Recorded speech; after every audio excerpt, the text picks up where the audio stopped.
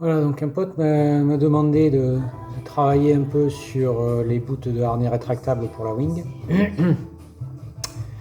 Et donc le truc le plus simple que j'ai trouvé, c'est que comme moi en planche à voile, en fait les bouts, je les plaque un peu avec le pouce pour quand je pompe et pas me les prendre dans la figure ou m'accrocher de façon intempestive. Donc il suffit de remplacer le pouce ici par une petite poulie friction attachée à un élastique qui va au bout de la latte. On parlera après de comment attacher à la latte. Et voilà. Donc là on a une deuxième poulie friction.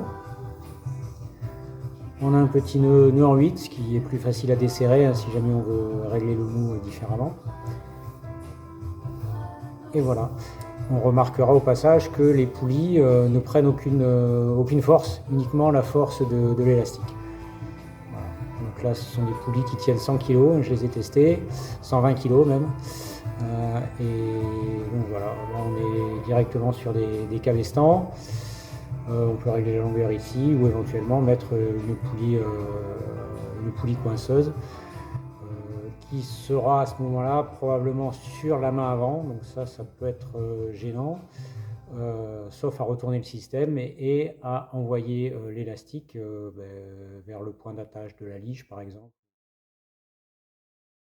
Autre solution, donc avec juste une seule poulie à friction, donc on va commencer par ici. Donc la poulie à friction, elle est fixée avec un bout indépendant sur la poignée arrière ou sur le wishbone. Ici, un petit nœud de blocage pour garder du mou. Et là, on va directement sur l'élastique avec un nœud double pêcheur. Voilà, ça marche très bien. Et puis, voilà, donc là, toujours pareil, un réglage. Voilà, hop.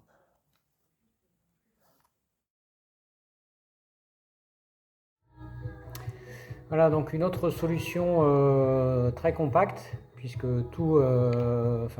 aucun renvoi vers l'extrémité de la latte ni quoi que ce soit. Le renvoi se passe entre les deux points. Donc, vous voyez, ça fonctionne comme ça. Donc, il y a un va-et-vient ici au niveau du boot et au niveau de l'élastique ici. Donc, voilà. Avantage de ce système, c'est que on peut le monter dans un sens comme dans l'autre, c'est-à-dire que si on considère que ici c'est la main arrière, on peut très bien mettre un système de réglage avec une poulie coinceuse pour régler la longueur, si on préfère effectivement avoir le réglage à la main arrière. Voilà. Ici, donc c'est toujours un nœud en 8 là pour venir faire buter. Voilà,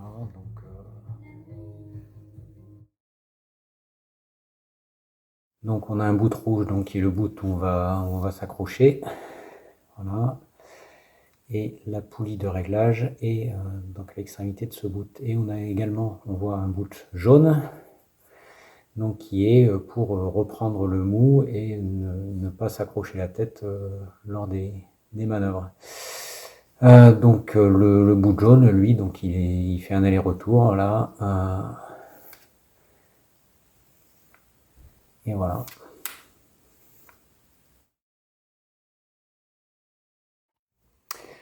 Bon, alors pour le délicat problème de comment accrocher l'élastique à l'arrière de la latte, eh bien, il suffit de faire une espèce de sardine comme ça, donc dans un bout de plastique avec un trou, et on l'enfiche à l'arrière entre les différentes épaisseurs de toile.